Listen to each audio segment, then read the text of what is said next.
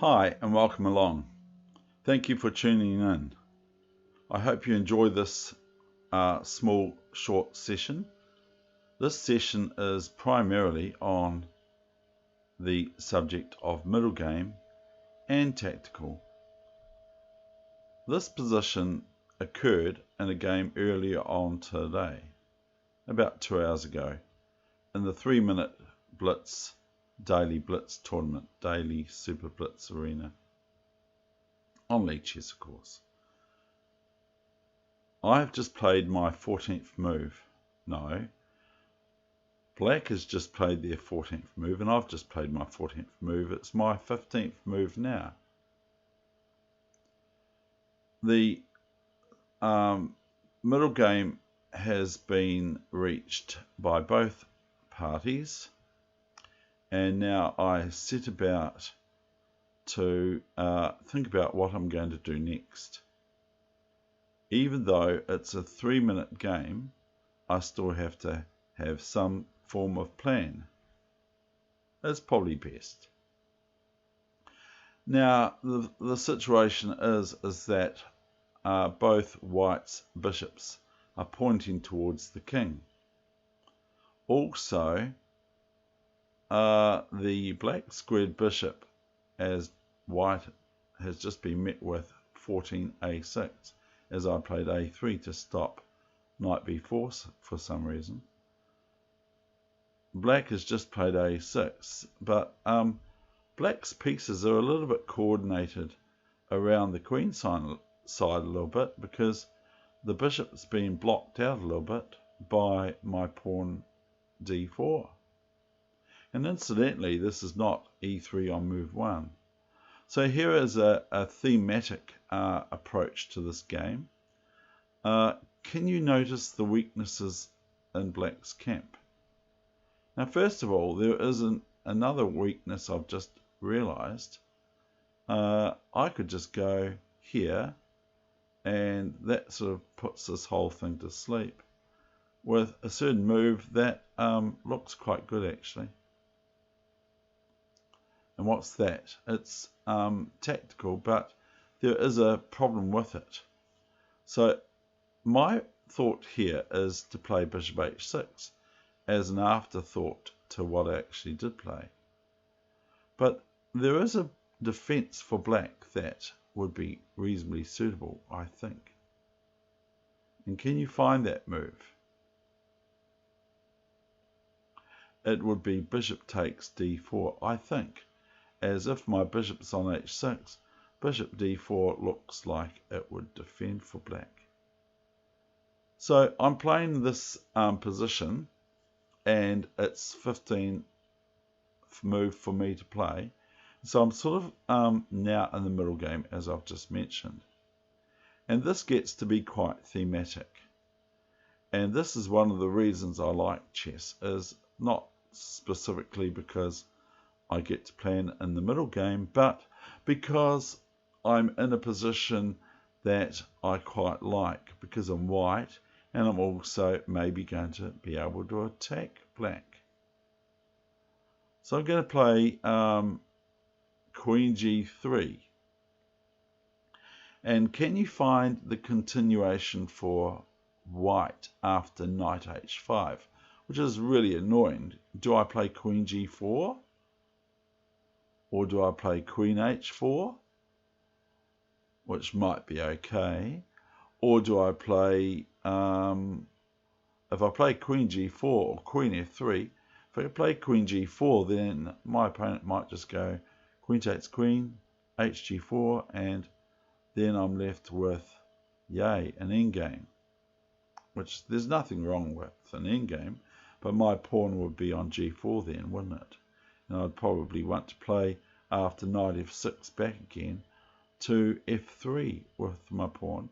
The pawns might suit some people, but they're not exactly what I want to do in this game. And had that been the follow-up, I may have just not wanted to place this here on this chess channel. So after queen g3, knight h5, can you find a reasonably thematic move that is a little bit like a Frank James Marshall move, as it ends up that way. So after Queen G3, Knight H5, what would you play? Okay, and I'll be quiet for a second. That's 1 second, but I will be quiet for a few moments while you consider, after Queen G3, Knight H5, your next move.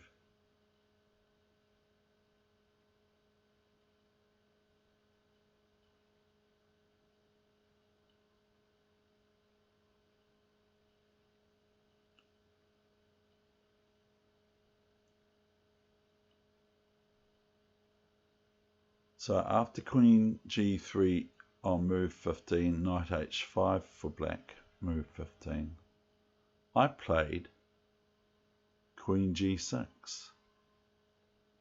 Okay, and the pawn cannot capture the queen on G6 as it's checked to the king on blacks.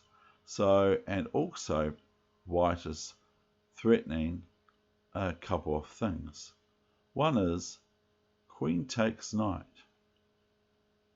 and the other thing is something else. Can you see what else white is threatening in that position?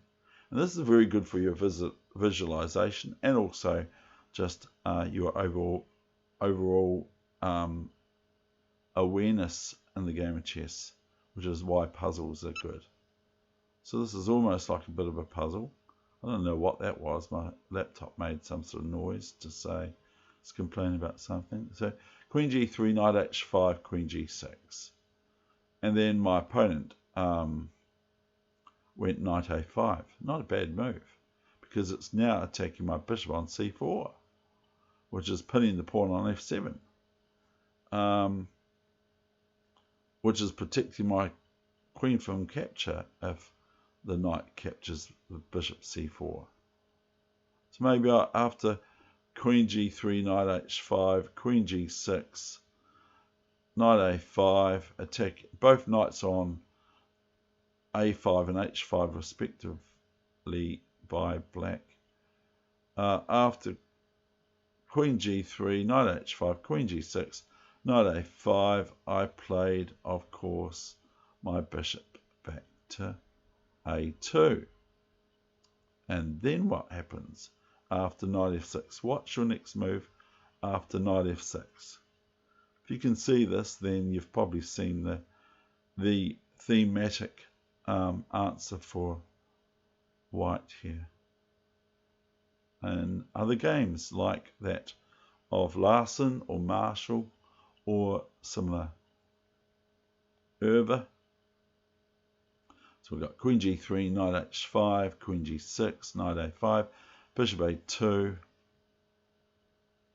Then we've got something, Knight F6. What can we now do for white that's devastating to black? And I'll give you a clue. Something is pinned other than the F7 pawn with the queen on G6, which looks darn cool, really, doesn't it? I mean, even if white was met with D5, with the idea of if bishop D5, queen D5, and then FG6.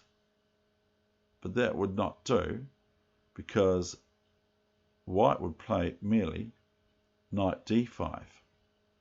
And then can you see after, is that correct? I don't know. I'm not sure if that's right, actually, what I'm saying. But that's another story. So we have Queen G3 and Knight H5. Okay, so now I play Queen G6, and as you can see, the bishop prevents FG6 capture. Knight A5. So I have to protect this bishop. I could play bishop D5, and I do not want to play B3 or something, pawn B3, as knight C4 will win a piece, or it will not go the way I want it to. Maybe after B3, knight C4, queen H5, and then knight E3, FE3, and that's okay for white, but it's not quite what I'd like to show you. So here I play bishop a2, so I retain this a2 to g8 diagonal bishop, which is quite primo, really. Now that's right, yes. If I was now met with d5, I could just play queen takes knight, okay, as well as knight takes d5, f g6, taking my queen, ouch, and then I could play knight f6 check, double check, which is even better, and then knight takes queen on d7. So bishop a2, knight f6 happens. Now, what's your next move for white now?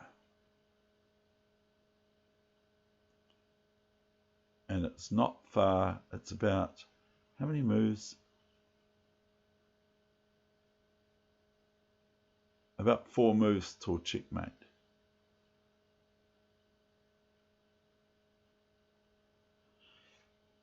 My opponent played knight f6, so can you find the move now? It's quite cool, and it really looks good when you play these sorts of moves on the board. If someone comes along and go, they can take your queen. We go, you ready for it? Bishop h6. I'm sure you've seen that one. This is quite thematic, as I'm saying. Now, the king moves to f8. So how do you finish black off quickly?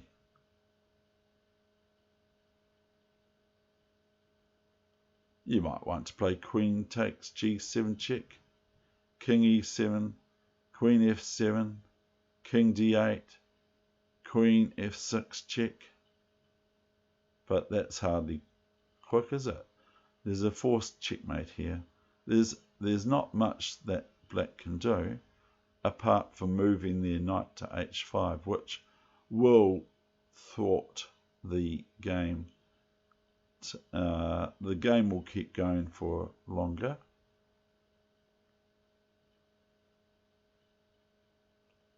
Or maybe it won't, as I would have an idea for white what to do. But king f8, we have a sequence of moves that force checkmate. Okay, so here they come.